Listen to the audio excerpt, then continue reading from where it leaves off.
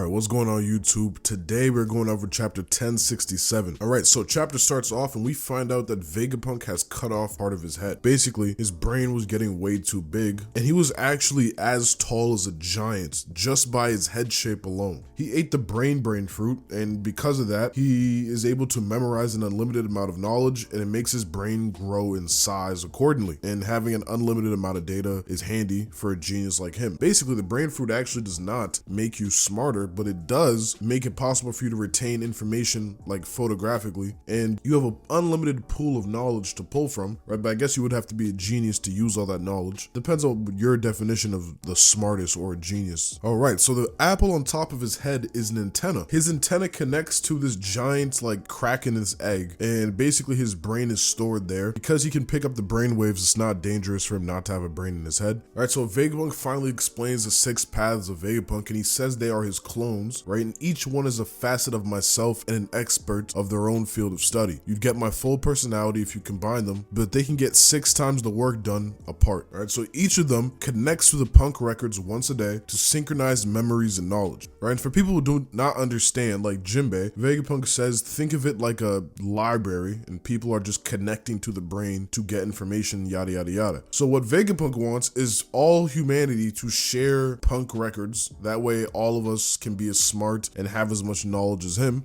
And Jinbei says, but if you let everyone share their conflicting ideologies, wouldn't all that bias lead to trouble? Almost feels like Jinbei's talking about the internet and Twitter, right? Vegapunk says not to worry about it, yada, yada, yada, even though it's definitely something to be worried about. So Vegapunk is showing signs of like the mad scientist, right? And Bonnie says, that's your problem, Vegapunk. You shrug off sacrifices in the name of progress. And that's why my dad's been turned to a heartless weapon. Bonnie uses the beam saber, and even though Vegapunk says it's defective, it's clearly not defective. And we're actually going to learn more about Vegapunk's definition of defective later in the chapter, because it's actually pretty funny. Vegapunk asks Luffy if in Wano did he see a dragon just like Kaido, and Vegapunk calls it defective, and Luffy says, how is it defective? It basically acts the same as Kaido's devil fruit, yada, yada, yada, and now he's the guardian deity of Wano, right? So Vegapunk actually says the reason it's a failure is because it's pink and not blue, just like Kaido. Jinbei looks at the giant robot and he asks Vegapunk if he created it. This is the legendary Iron Giant that attacked the Holy Land of Mary about 200 years ago, but it was built over 900 years ago. So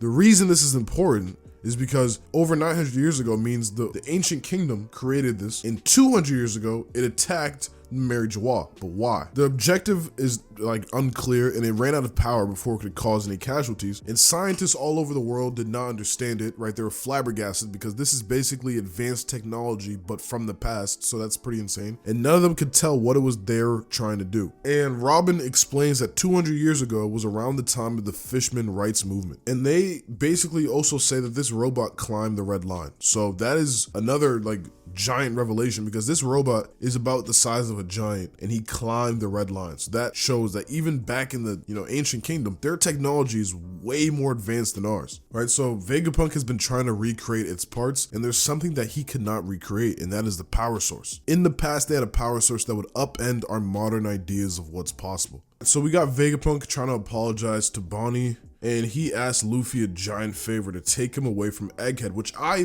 swear to God I call this. I said that Vegapunk is gonna turn out like helping Luffy, or Luffy's gonna help Vegapunk. I knew that, right? Which is pretty obvious anyway, but this guy wants help from Luffy. Probably not gonna join the Straw Hats, but he does want help off the island. And Luffy should easily be able to do this because there's nothing on this island that's too strong for Luffy to handle. And we get to the Egghead port, and we see Cipher pull in their masks, and they're destroying the sea beast with pretty low effort. That does prove they have gotten a lot stronger, which was already obvious. So I'm waiting to see how strong these guys have become. And we also got a Seraphim that looks like Kuma, which I'm assuming is gonna have like some type of, entanglement with Bonnie. Alright, so they're here to kill Vegapunk, return the Seraphim, and also kill Bonnie. So they got a lot on their plate today. Alright, so they find out that Rob Lucci is on the ship and he's coming to take them out. And obviously the Strats are not going to back down. And another thing is like, the Strats are so powerful now, can CP0 even really keep up? There's already no chance Lucci's as strong as Luffy. What about the rest of them? Are the rest of them as strong as the Straw Hats? That's debatable. I'm not sure about that. I feel like I want them to be, but the Strats are so strong now, I can't picture that. Alright, so Vegapunk 01 basically admits that he is not going to hand over anything, and it is time to get ready to attack. So we got, basically on that side of the island, we got Sanji, Frankie, Robin, Nami, and Usopp as the main combatants, and obviously the Vegapunks. Oh, and I forgot, Nami has Zeus now. So we got Zeus in there too, actually. So the Straw Hats are actually super powerful now. I don't think, Robin's definitely not getting captured. I don't think there's any possible way. And even beyond that, I'm pretty sure at the port, there's Zoro and Brook. So I can definitely see a scenario where Zoro and Brook get captured or something because they're outnumbered. Maybe, right? Because again, it really does depend on how strong these guys are now, because since they've gotten stronger, it is definitely possible that they capture Zoro and Brook and, you know, take them off the ship, yada, yada, yada. But anyway, let's get back to the story.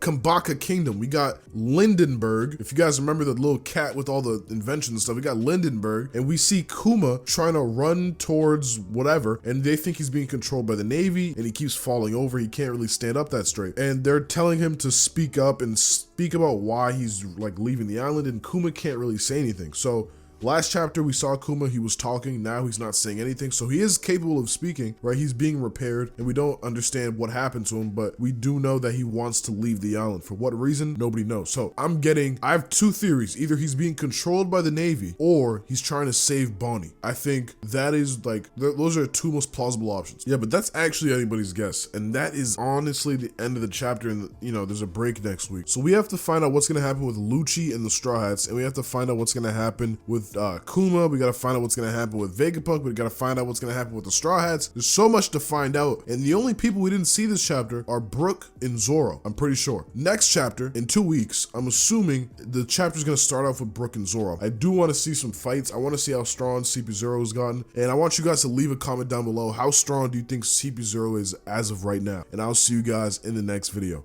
Peace.